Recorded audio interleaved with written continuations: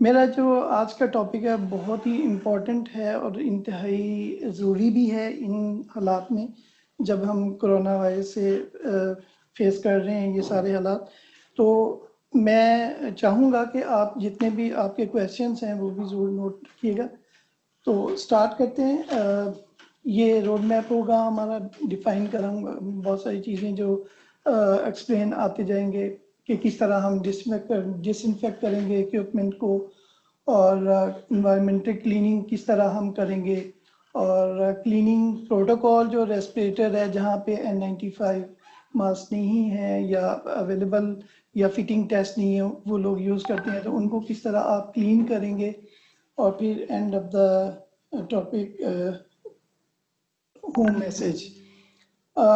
सबसे ज़्यादा ज़रूरी बात यह है कि हमेशा ये याद रखनी है इन हालात में कि आपने जहाँ भी आप काम करते हैं, जिस भी इंस्टीट्यूट में, जिस भी हॉस्पिटल में काम करते हैं, तो दो चीज़ों को हमेशा याद रखना है, हाथ धोना और पीपीई इस्तेमाल करना। ये हमारे पहले भी प्रेजेंटर बार बार इस चीज़ को इन्फोर्स करते रहे हैं, तो मैं भी ये रिक्वेस्ट करूँगा कि इन दोनों चीज़ों का बहुत ख्याल रखना है। हाथ धोने के लिए बार बार आप सुनते होंगे कि 20 सेकंड्स जो है ना आपने एटलीस्ट साबुन से और पानी से हाथ धोने हैं।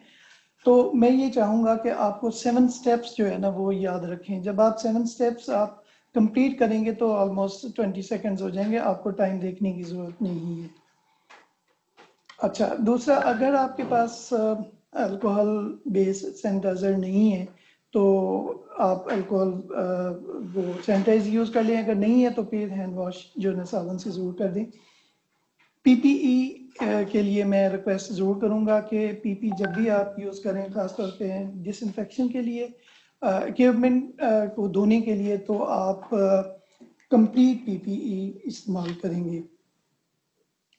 पहले तो कोशिश हमें करनी चाहिए कि डिस्पोजेबल इक्विपमेंट इस्तेमाल करें, लेकिन अगर हमारे पास या किसी ऐसी जगह सेंटर में आप जहाँ पे आप काम करते हैं वहाँ पे डिस्पोजेबल या सिंगल इस्तेमाल करने वाले इक्विपमेंट नहीं है, तो उनको हम फिर रीयूज़ कैसे करते हैं वो आगे जाके देखेंगे। इसके लिए हमें 2-3 चीज़ें देखने की ज़रूरत है। क्लीनिंग किस तरह हम करते हैं, डिसइंफेक्ट किस तरह करते हैं, और स्टरलाइजेशन किस तरह हम करते हैं इस रीयूज़ इस्तेमाल करने, यानी दोबारा इस्तेमाल करने के लिए इक्विपमेंट को। तो सबसे ज़्यादा ज़रूरी चीज़ एक ये है कि जब भी आप पेशेंट पे इस्तेमाल करते हैं, दोबारा इस्तेमाल करने के लिए आपके पास इक्विपमेंट हैं, आलात हैं, तो उनको आपने सेफ किस तरह लेके जाना है वॉशिंग एरिया तक। जब भी आप आप पिक्चर में देख रहे हैं कि लैंगोस्कोप ब्लेड है, तो उसको आप कवर करके रेड बैग में वॉशिंग एरिया तक लेके जाएंगे, और देन जब आप वॉश कर रहे होते हैं तो उस वक्त भी आप जो है ना आपने पीपीई का इस्तेमाल करते रहना है। अच्छा, सफाई का जो है सबसे इम्पोर्टेंट मरहला जो है डिसइंफेक्शन और स्टरलाइजेशन से पहले जो है ना क्लीनिंग होती है, जिसके अंदर जर्म्स रिमूव होते हैं। तो हमने जो स्टाइल करने से या डिसइंफेक्शन करने से पहले आलात को, अपने इस्तेमाल शुदा आलात को क्लीन ज़रूर करना है साबुन से और पानी से। उसके बाद बात करते हैं डिसइंफेक्शन किस तरह करते हैं। तो ये प्रोसेस हमारा जो है एक केमिकल के थ्रू होता है। आगे चल के हम देखेंगे कौन कौन से हमारे पास केमिकल डिसइंफेक्टर हैं। ये डिस्ट्रॉय करता है बैक्टीरिया को, जैसे आप पहले भी जो फिर उसके बाद हमारे पास है स्टरलाइजेशन। ये हमें जो कॉमनली दूसरे अस्पताल में भी और सब जगहों पे यूज़ होता है, वो ऑटोक्लेव हमारी मशीन से स्टीम के ज़रिए हम अपने इक्विपमेंट को स्टरलाइज करते हैं। क्लीनिंग और डिसइंफेक्शन जो है किस तरह हम करते हैं, ये सबसे इम्पॉर्टेंट मरहला जो होता है वो वॉशिंग का है। जब तक आप अपने इस्तेमाल किए हुए आलात को वॉश नहीं करेंगे, तब तक आप इसको डिसइंफेक्ट नहीं कर सकते या CSSD स्टरलाइजेशन के लिए नहीं भेज सकते। फॉर एग्जांपल आप देख रहे हैं कि इसको साबुन और पानी से धोने के बाद हमने डिसइंफेक्शन के लिए मिडस में रखा। एक बड़ा क्लियर सा लॉजिकल सा बड़ा मुनासिब सी क्लासिफिकेशन वर्ल्ड वाइड ये 1968 से चल रही है, जो अभी तक लोग इसको जेन में रखे हुए हैं और इसी पर अमल करते हैं कि हमारे जो मेडिकल इक्विपमेंट है जो हम इस्तेमाल करते हैं पेशेंट पे, उनको डिग्री में क्लासिफाइड किया गया है, दर्जा बंदी कर दी गई है उनकी, किस तरह कि कौन से ऐसे आलात हैं जो क्रिटिकल हैं, कौन से सेमी क्रिटिकल हैं और कौन से नॉन क्रिटिकल हैं। यानी इनका तल्लक जो है सफाई से है, कितने खतरनाक हो सकते हैं नेक्स्ट पेशेंट के लिए। तो इसको हम देखते हैं नेक्स्ट में कि किस तरह अगर ये हमारे क्रिटिकल आइटम्स की बात करें या क्रिटिकल इक्विपमेंट की बात करें, तो उनमें आता है वो आलात जो वेस्कुलर सिस्टम में इंट्रोड्यूस होते हैं या स्टाइल बॉडी कैविटी में इस्तेमाल होते हैं, इंटर होते हैं। उनमें बहुत सारी जगहों पे नीडल्स हैं, दोबारा यूज़ करते हैं, सीजर्स हैं, या समटाइम अगर कैथेटर, कार्डिक कैथेटर होता है, तो ये वो सारे आलात हैं जो क्रिटिकल आइटम हैं, क्रिटिकल आलात हैं। फिर दूसरी है उससे कम में सेमी क्रिटिकल हमारे इक्विपमेंट है। ये वो आलात होते हैं, ये वो सारे हमारे इक्विपमेंट होते हैं जो म्यूकस मेम्ब्रेन तक ही इनका ताल्लुक रहता है, वो क्रॉस को या क्रॉस नहीं करते ब्लड बैरियर को। अब इसमें हमारे पास मास हैं, नेजल एयरवे हैं, इसोफेजियल सिस्कोप भी हो सकता है, रिसैसिटेशंस बैग है, फेस मास्क है, ओरल और नेजल एयरवे हैं। ये सारे वो आलात हैं जिनको हम सेमी क्रिटिकल, इनको स्टरलाइजेशन की जरूरत नहीं होती। फिर होते हैं नॉन क्रिटिकल आलात। ये वो सारे आलात होते हैं जो स्किन से, जो हेल्दी स्किन होती है उनसे इंटैक्ट होते हैं, कांटेक्ट में होते हैं। अगर आप देख रहे हैं तो हमारे पास पल्स ऑक्सीमीटर है या स्टेथोस्कोप है, इसमें ईसीजी भी कह सकते हैं। ये तो सारे हेल्दी स्किन से कांटेक्ट हैं, तो इनको हम साफ कर सकते हैं, डिसइंफेक्ट कर सकते हैं, लो लेवल डिसइंफेक्टर। आगे हम देखेंगे 2 लेवल डिसइंफेक्टेंट कौन कौन से हैं। स्टरलाइजेशन की बात हम कर रहे थे, तो ये वो सारे आलात हैं जो CSSD में जाएंगे कि ये प्रॉपर स्टरलाइजेशन होंगे, इसको रीयूज नहीं कर सकते जब तक आप इसको CSSD प्रॉपर स्टरलाइजेशन के लिए नहीं करते। और इसमें जो एक बड़ा कॉमन हमारे पास ऑटोक्लेविंग सिस्टम है जो हर हॉस्पिटल में है, इसको हम मिनिमम टाइम में अगर देखें तो स्टरलाइजेशन जो होती है ना 120 सेंटीग्रेड से, अगर हम इसका टेम्परेचर सेट करें तो ये 15 मिनट में हमारे ये आलात जो हैं वो स्टरलाइज हो जाते हैं। अगर आपको जल्दी समटाइम आपको जल्दी चाहिए होती है या दोबारा इस्तेमाल करना होता है इक्विपमेंट, तो उसमें भी फिर हमें देखना होगा कि टाइम कम कर सकते हैं, लेकिन फिर हमें टेम्परेचर बढ़ाना होगा। 132 सेंटीग्रेड अगर हम कर देते हैं टेम्परेचर, तो उसको हम 4 मिनट में हमारा इक्विपमेंट रेडी हो जाते हैं। फिर आते हैं डिसइंफेक्ट। अब डिसइंफेक्शन जो है ना वो हमारी होती है हाई लेवल डिसइंफेक्शन। ये वो आलात है, जैसे हमने बात की थी कि सेमी क्रिटिकल इक्विपमेंट, उनको हम डिसइंफेक्ट करते हैं केमिकल में। जो साइडेक्स आप देख रहे हैं, साइडेक्स पहले होती थी, लेकिन साइडेक्स चूंकि कुछ मसले चल रहे थे उसके साथ कि पेशेंट जो एक्सपोज होता था स्टाफ, तो उसको आंखों में जलन, सर दर्द और सांस में प्रॉब्लम हो जाती थी, अस्थमा का अटैक हो जाता था, इस तरह। अब ये कम यूज होती है, लेकिन बाज जगहों पे है इस्तेमाल करें, लेकिन सेफ इस वक्त जो है ना ज़्यादातर मिडेस सोल्यूशन हो रहा है। ये हमारी हाई लेवल डिसइंफेक्टर हैं जो हमारे मार्केट में अवेलेबल हैं। हम बात करेंगे जो सेफ इस वक्त मिडस डाइल्यूशन और डाइल्यूशन। ये हमारे पास मिडस है, इसकी डाइल्यूशन की अगर हम बात करें तो 5000 ml अगर हम इसका वॉल्यूम बनाना चाहते हैं सोल्यूशन, तो 4750 ml हम इसकी मिडस का लेंगे और 250 हम पानी इसकी मिडस लेंगे। तो ये हमारा 15 दिन तक ये सोल्यूशन बन जाएगा। इसके अंदर हम 7 दिन के बाद एक स्ट्रिप टेस्ट करते हैं कि ये अभी ये ठीक है, एक्टिव है, या ये दोबारा इसको बनाने की ज़रूरत है। तो फिर 10 दिन के बाद हम स्ट्रिप चेक करते हैं, फिर 14 दिन के बाद चेक करते हैं। और अगर ये 14 दिन तक भी ठीक रहता है, लेकिन हमने इसको फिर 15 दिन के बाद प्रिपेयर करना होता है। इस तरह हम डिसइंफेक्ट करते हैं अपने तमाम आलात को। जब हम क्लीन कर लेते हैं अपने आलात, जितने भी इक्विपमेंट होते हैं जो इस्तेमाल हो चुके होते हैं पेशेंट के ऊपर, तो उनको हम साबुन से और पानी से धोने के बाद ड्राई ज़रूर करें। ड्राई ज़रूर करने का मतलब ये होता है कि जब आप इसको ड्राई करेंगे टिश्यू पेपर से, तो वो पानी जब हम दोबारा डालेंगे डाइल्यूटेड मिडस में, तो उसका जो है ना फिर डाइल्यूशन जो इफेक्ट नहीं होगी। तो इस वजह से आप जब भी आप वॉश करें, वॉश करने के बाद इसको टिश्यू पेपर से ड्राई करें और फिर 30 मिनट्स के लिए इसको डिप कर दें। याद रखें कि ये जब भी आप डिप करते हैं अपने इक्विपमेंट, अपने आलात, तो ये पूरे फुल डिप होना चाहिए, बाहर नजर नहीं आना चाहिए। 30 मिनट के बाद आप दोबारा इसको पानी से अच्छे से वॉश करेंगे और ड्राई करके हम सेव कर लेंगे नेक्स्ट यूज के लिए, और स्टोर करेंगे ऐसी जगह पे जो ओपन एनवायरनमेंट में ना हो।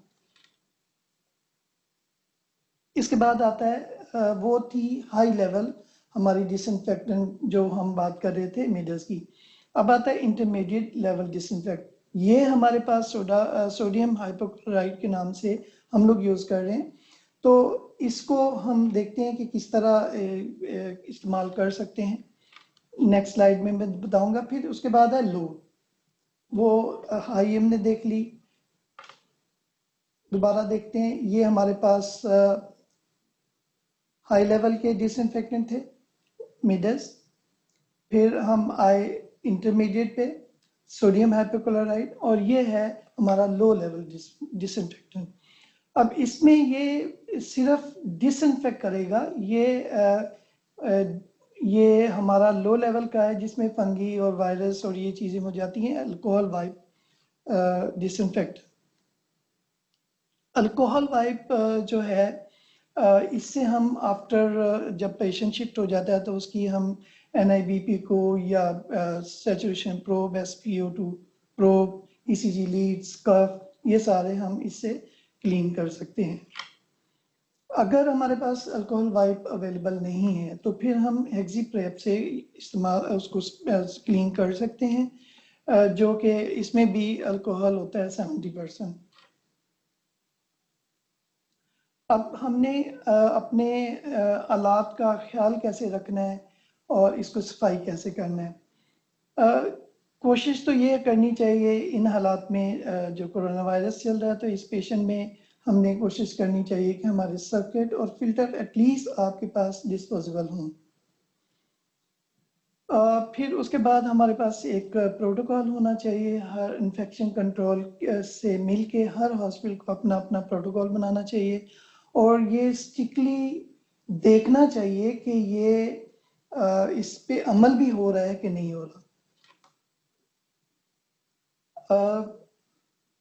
जब भी हम क्लीनिंग की बात करते हैं, सफाई की बात करते हैं इक्विपमेंट की, तो हमें कोशिश करनी चाहिए कि कंप्लीट PPE इस्तेमाल करें, लेकिन डबल ग्लव्स यूज करें। तो सर्किट, फिल्टर, ये सारे इक्विपमेंट कोशिश करें कि ये चेंज करें, और वेंटिलेटर, लेंगोस्कोप, ब्लेड और मॉनिटर्स, एसेसरीज, लीड, ये सारी क्लीन होनी चाहिए। अब इन्वायरमेंटल क्लीन। अब ये तो सारे हम इक्विपमेंट की बात कर रहे थे, अब बात करते हैं इन्वायरमेंटल क्लीन कैसे करेंगे। अब सोडियम हाइपोक्लोराइड की बात करते हैं। ये बहुत अच्छा हमारे पास सोल्यूशन डिसइंफेक्टेंट है। इसमें 1:10 जो है इसकी डाइल्यूशन होती है। हम इसको इस तरह प्रिपेयर कर सकते हैं। इसको हम स्प्रे के तौर पे भी इस्तेमाल कर सकते हैं, और जो क्लॉथ है उससे भी एक पीस से हम इसको सारी वॉल्स और टेबल्स और ये सारी क्लीनिंग कर सकते हैं।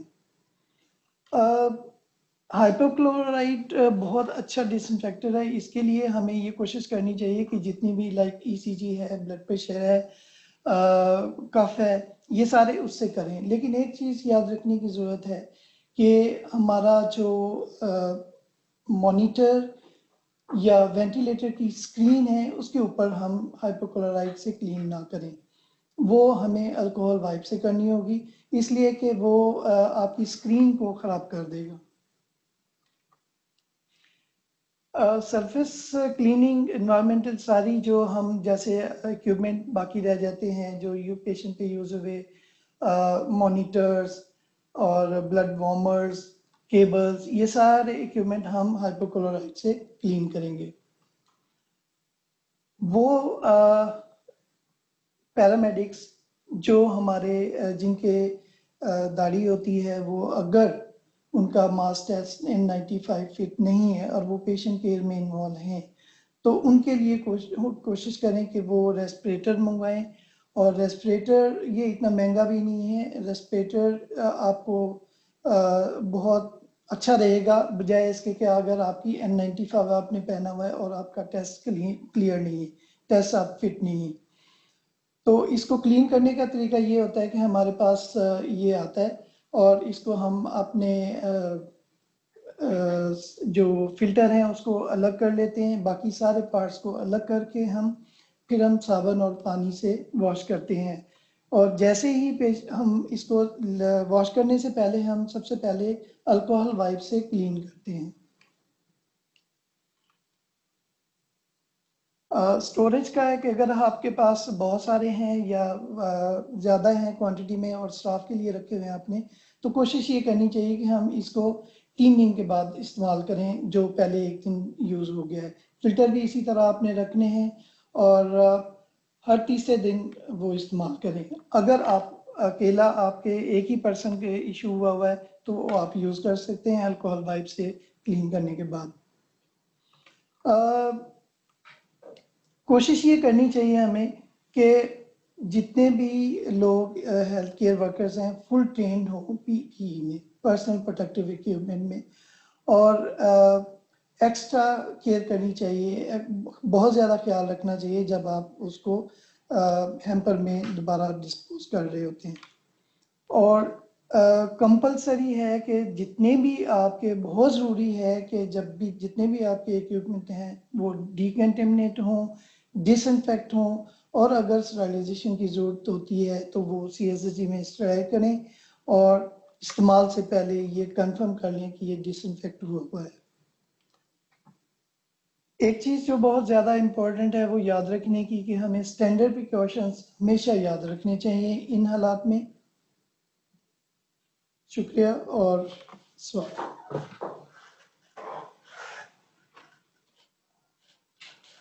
बहुत शुक्रिया सैमुअल आपका। एक सवाल रोशन से किया गया था जो कि मैं उसका जवाब दे दूं, जो रोशन मुझे बता के गई हैं कि क्या जवाब देना है, जो उस वक्त थोड़ी देर से हमें मौसूल हुआ। वो ये था कि how to kill viruses from N95 if you want to reuse it. Can dry heat be used for this? And how. Roshan ने कहा कि अगर आप रूटीन में उसको क्लीन करना चाहते हैं, एक तो उन्होंने बताया था कि बाहर की तरफ आप एक सिंपल सर्जिकल मास्क पहने ताकि वो डायरेक्टली डर्टी नहीं हो। दूसरा उन्होंने कहा कि अगर आप उसको आपको लग रहा है कि कोई मसला हो गया तो आप उसको बाहर से अल्कोहल से अच्छी तरह साफ करके किसी पेपर बैग में स्टोर करें 72 आवर्स के लिए, तो 72 आवर्स में वो वायरस मर जाता है। तो फिर अगर आपके पास दो पीपी वो हैं अवेलेबल, दो N95 अवेलेबल हैं, तो आप दूसरा उस दौरान यूज कर लें और उसको 72 आवर्स के लिए पेपर बैग में स्टोर कर दें and the virus will not be there. Samuel, आपके लिए सवाल ये है कि पहला सवाल तो ये कि हाउ कैन वी चेक मेडिस solution durability that either it is usable or it's not usable anymore, and you say that after 7 to 10 we can check, but how do we check it? वो हमारे पास जब भी आप midst लेते हैं तो उसके साथ उसकी स्टेप्स आती हैं। वो इस तरह करते हैं कि हम उसका सॉल्यूशंस लेते हैं किडनी डिश में और स्टेप उसको डिप करते हैं, और उसके जो स्टेप्स हैं उसके ऊपर कलर चेंज होते हैं। अगर ग्रीन है तो दैट मीन्स कि इट्स इफेक्टिव, ये ठीक है, इसको आप इस्तेमाल कर सकते हैं। लेकिन अगर ग्रीन येलो हो जाती है तो वो फिर हम इस्तेमाल नहीं कर सकते। ठीक है, बहुत शुक्रिया सैमुअल। और कोई छाप कोई कुछ कहना चाहेंगे? मैं ये कहना चाहूँगा कि कभी भी ये कोशिश करें कि जब भी आपके पास इस तरह का रीयूज इक्विपमेंट करते हैं तो ये केयरफुल रहें कि आपने जब वॉश करने के लिए जाना है तो उस वक्त भी प्रॉपर पीपीई पहनना है, और जब आप वॉशिंग कर रहे होते हैं या जब कैरी कर रहे होते हैं वहाँ तक ले जाने, पेशेंट रूम से लेके वॉशिंग एरिया तक जब आप लेके जाते हैं इक्विपमेंट, तो उस वक्त भी बड़ा केयरफुल रहना है, इसको ओपन एनवायरनमेंट में नहीं लेके जाना, और इसके लिए एक स्पेशल वॉशिंग एरिया होना चाहिए। जहाँ पे ये फैसिलिटीज़ नहीं हैं वहाँ पे ये ज़हन में रखें कि आप डायरेक्ट ऑटोक्लेव करवा लें पेशेंट अपने इक्विपमेंट। अगर मेडिस आपके पास अवेलेबल नहीं है तो आप इक्विपमेंट जैसे ऑटोक्लेव होता है ऑटोक्लेव करवा लें। ऑटोक्लेव करवाने के लिए भी ये है कि आपके कुछ हालात ऐसे होते हैं, लाइक फेस मास्क होता है, अगर आप उसको दोबारा भेजेंगे तो वो ख़राब हो जाएगा। उसके लिए भी ये होता है कि हमारे पास ऑटोक्लेव के अलावा ईटीओ करते हैं, एथिलीन ऑक्साइड गैस होती है जो सीएससी डिपार्टमेंट में होता है, उससे आप करवा लें। सैमुअल, ये जो हमारा हाउस कीपिंग स्टाफ है उनके लिए कोई आप खास इंस्ट्रक्शंस देना चाहेंगे? क्योंकि अक्सर लोग जैसे अपने मास्क इधर उधर फेंक देते हैं या यूज करने के बाद वो जो डिस्पोज करते हैं, तो हाउस कीपिंग स्टाफ के लिए ये कोविड-19 के दौरान कोई खास इंस्ट्रक्शंस हैं कि वो कैसे वो डिस्पोज करें, वो सारी चीजों को किस तरह से हैंडल करें? थोड़ा सा इसमें तो भी रोशन ने भी जी बताया जी था ना, आप कुछ? इसमें भी सबसे इम्पोर्टेंट चीज़ एक ये है कि जब भी आप ये हाउस कीपिंग स्टाफ जो है ना, ज़्यादातर इनके पास सहूलतें नहीं होती, या तो ये एक सिंगल ग्लव्स पहन लेते हैं, तो कोशिश ये करें कि आपके ग्लव्स अब कोशिश करें कि डबल हों। अगर डबल नहीं है तो एटलीस्ट सिंगल जो आपने ग्लव्स पहने हुए हैं या दस्ताने जो आपने पहने हुए हैं वो फटे हुए ना हों कहीं से, और वो प्रॉपर कवर हों विद गॉन, और गॉन डिस्पोजेबल पहन लें, और प्रॉपर अपना मास्क लगा के रखें, और ये भी N95 पहने, क्योंकि मैंने अक्सर देखा है कि बाहर शायद ये अवेलेबल ना हो, लेकिन N95 जरूर इनको भी पहनना चाहिए। अच्छा, अगला सवाल ये है सैमुअल कि अगर जब आप डिसइंफेक्ट कर रहे हैं इक्विपमेंट को, क्या उस वक्त भी ग्लव्स पहनने जरूरी है कि उस वक्त बगैर ग्लव्स के आप कर सकते हैं? नहीं, ग्लव्स तो किसी सूरत में भी डिसइंफेक्ट करने, जब आपने डिप करना है तो चूंकि आपने वॉश करना है, ग्लव्स आपने वॉश करने के बाद आप उसको ड्राई करेंगे इक्विपमेंट को, लाइक अगर फर्ज किया डेंगोस्कोप ब्लेड है तो उसको आप साबुन और से पानी से वॉश करेंगे। वॉश करने के बाद जब आप उसको ड्राई करेंगे तब तक आपके ग्लव्स तो हैं। डिप करना है तो आपने उसको उस वक्त भी ग्लव्स रखने, जब आपने डिप टाइम पूरा हो जाता है आपने जब निकालने उस वक्त भी आपने पीपीई कंप्लीट पहन के रखना है, ना सिर्फ ग्लव्स बल्कि पीपीई पहन के रखना है। आपके गॉगल्स होने चाहिए या शील्ड होनी, फेस शील्ड रखें, खुदा न खास्ता आपका वो छींटा आपका जो है कोई गिर के ऊपर आपकी आंखों को डैमेज न करे। बहुत बहुत शुक्रिया सैमुअल, आपकी बहुत प्रैक्टिकल और यूज़फुल प्रेजेंटेशन थी। सवाल आपके लिए तो जितने थे मैंने आपसे पूछ लिए हैं। इसके साथ ही हमारा फॉर्मल प्रोग्राम ख़त्म हुआ।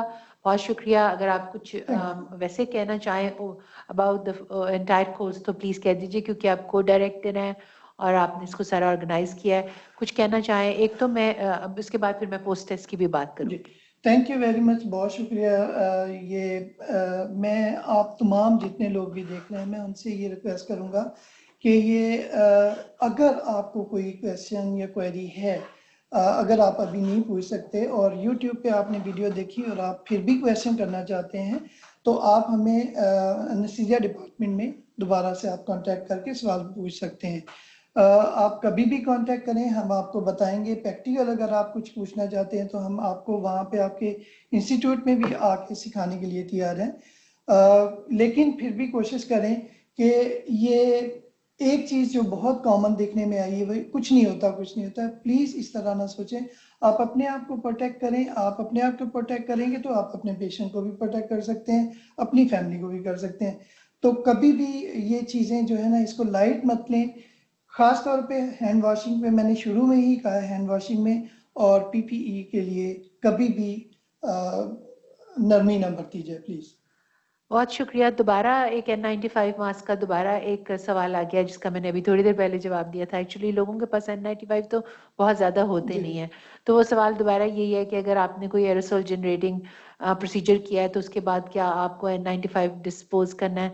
मेरे ख्याल से N95 वही इसका जवाब है कि आप बाहर की तरफ सर्जिकल मास्क पहने, वो सर्जिकल मास्क डिस्पोज कर दें। N95 अगर आपके पास 2 हो तो बेहतर है। अगर एक इन्फेक्ट हो जाता है तो उसको आप बाहर से अल्कोहल से साफ करके पेपर बैग में 72 आवर्स के लिए स्टोर करेंगे तो उससे वायरस उसमें ख़त्म हो जाएगा। अच्छा, इसके साथ ही हम आपसे हम अपना फॉर्मल प्रोग्राम क्लोज करते हैं। 2-3 बातें बहुत ज़रूरी हैं। ये टाइम हमने पोस्ट टेस्ट के लिए रखा था, लेकिन उसकी लिंक की अवेलेबिलिटी में थोड़ी देर हो रही है, तो मेरा ख्याल है 1 बजे तक वो पोस्ट टेस्ट का लिंक आप सबको मिल जाएगा। अगर आपको इस कोर्स की पार्टिसिपेशन सर्टिफिकेट्स चाहिए तो आपको प्री टेस्ट और पोस्ट टेस्ट कंप्लीट करना इंतहाई ज़रूरी है। 788 लोगों में से सिर्फ 250 लोगों ने प्री टेस्ट कंप्लीट किया। अनफॉर्चुनेटली हम बाकी लोगों को वो सर्टिफिकेट नहीं दे पाएंगे।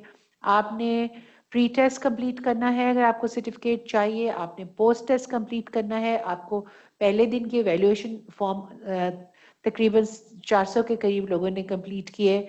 हम चाहेंगे कि आज भी आपका जो वैल्यूएशन फॉर्म है अभी आपको थोड़ी देर में मिल जाएगा, उसको भी आपने कंप्लीट करना है। तो अगर CME सर्टिफिकेट जिसके के क्रेडिट आवर्स 6 क्रेडिट आवर्स का ये कोर्स है जो आपको आपके CV में लिख सकते हैं आप, आपको वैसे भी फ़ायदेमंद होगा आपके लिए। तो इसको अगर आपको ये सर्टिफिकेट आपके लिए यूज़फुल है और आप कुछ इसकी ज़रूरत है तो मेहरबानी से प्री टेस्ट पोस्ट टेस्ट दोनों दिन की इवैल्यूएशन फॉर्म्स को कंप्लीट करके हमारे ईमेल एड्रेस पे भिजवा दीजिए और हम इसके बाद आपको आपका सर्टिफिकेट इशू कर देंगे। दूसरी बात यह है कि जैसे सैमुअल ने कहा, अगर हम फर्दर आपकी कोई मदद कर सकते हैं कुछ सिखाने में तो प्लीज़ आप हमसे रब्ता कीजिए। हम ऑनलाइन कोर्सेज ऑर्गेनाइज कर सकते हैं आपकी सजेशंस के ऊपर। मगर फ़िलहाल फिज़िकली आकर पढ़ाना तो सेफ नहीं है चूँकि हमारे लिए, तो ऑनलाइन जो जो चीज़ें की जा सकती हैं वो हम आपके लिए करने को तैयार हैं। किसी ने ये सवाल पूछा कि क्या प्री टेस्ट क्लियर करना ज़रूरी है? बिल्कुल ज़रूरी नहीं है। वो सिर्फ और सिर्फ ये देखने के लिए है कि इस कोर्स से कोई आपको आपकी नॉलेज में क्या फ़र्क पड़ा है, अगर कुछ फ़र्क पड़ा है। तो इसलिए मैंने शुरू में भी बताया था कि कोई फेल पास इसमें नहीं है। आप इसको बस मुकम्मल कर दीजिए ताकि हमें पता चले कि क्या प्री टेस्ट से पोस्ट टेस्ट के दौरान आपके नॉलेज में कोई फ़र्क पड़ा है। इससे एक तो आप अपने नॉलेज को असेस कर सकते हैं, दूसरा हम भी देखेंगे कि क्या हमने जो पढ़ाया इससे आपके नॉलेज पे फ़र्क पड़ा है कि नहीं। मगर फ़ायदा उसी वक्त होता है, पोस्ट टेस्ट में फ़र्क उसी वक्त आता है जब आपने सब सेशंस अटेंड किए हों। अगर आपने सब सेशंस अटेंड नहीं किए तो आप पहले इनकी वीडियोस देख लीजिएगा, फिर उसके बाद पोस्ट टेस्ट अटेम्प्ट कीजिएगा ताकि आपको पता चले कि इस कोर्स से आपको क्या फ़र्क पड़ा है। वीडियोस ज़्यादातर हमारे यूट्यूब चैनल के ऊपर अपलोड कर दी जाएंगी और ये आपको मिल जाएंगी। मेरा तकरीबन 24 घंटे में ये आपको मिल जाएंगी। पोस्ट टेस्ट का लिंक हम कुछ देर के लिए खुला रखेंगे और जब अगर आप इसको नेक्स्ट 24 घंटे से 48 घंटे में कोशिश कीजिए कि कंप्लीट कर दें। मैं कोशिश करूंगी कि ये लिंक 3 दिन तक कम से कम अवेलेबल रहे ताकि आप इसको कंप्लीट कर दें और वैल्यूएशन फॉर्म भर दें और फिर हम आपको सर्टिफिकेट की तरफ प्रोसेस करेंगे। सवाल ये पूछा जा रहा है कि प्री टेस्ट का लिंक अवेलेबल नहीं है, वो तो सिर्फ कोर्स से पहले के लिए था। वो हमने कोर्स के पहले सेशन के दौरान में भी ओपन रखा था। बार बार आपसे ये कहा था कि आप मेहरबानी से इसको भर दें। प्री टेस्ट का असल मकसद ये होता है कि उसको कोर्स शुरू होने से पहले कंप्लीट कर दिया जाए। जिन्होंने नहीं किया वो लिंक क्लोज हो चुका है। वो हमने फिर उसको कोर्स से पहले क्लोज नहीं किया था। हमने कोर्स के पहले दिन पहले सेशन तक भी उसको ओपन रखा ताकि आप लोग उसको कंप्लीट कर सकें। दूसरा हमने ये भी काम किया था कि हमने एक डेडिकेटेड टाइम दिया था कि आप उस टाइम में उसको क्लोज करें, लेकिन अक्सर लोगों ने उस पर कोई तवज्जो नहीं दी थी। मगर खैर anyway it's too late now. आप लोग जिन्होंने प्री टेस्ट कंप्लीट किया था वो पोस्ट टेस्ट भी कंप्लीट कर दें ताकि हम उनको सर्टिफिकेट इशू कर सकें। बहुत शुक्रिया। इसके साथ ही मैं ये फॉर्मली क्लोज करूंगी कोर्स को। अपना ख्याल रखिएगा, स्टे सेफ। आप लोगों की जानों की और आपकी सेहत की बहुत अहमियत है ताकि आप दूसरों का ख्याल रख सकें। आप अगर आप खुद सेहतमंद रहेंगे तो ही आप दूसरों का ख्याल रख सकेंगे। कोशिश कीजिए कि इस दौरान आपकी वजह से आपके घर वालों को, आपके मरीजों को, आपके कॉलीग्स को, आपके साथियों को, किसी को कोई इन्फेक्शन ट्रांसफर ना हो। बहुत शुक्रिया। खुदा हाफिज।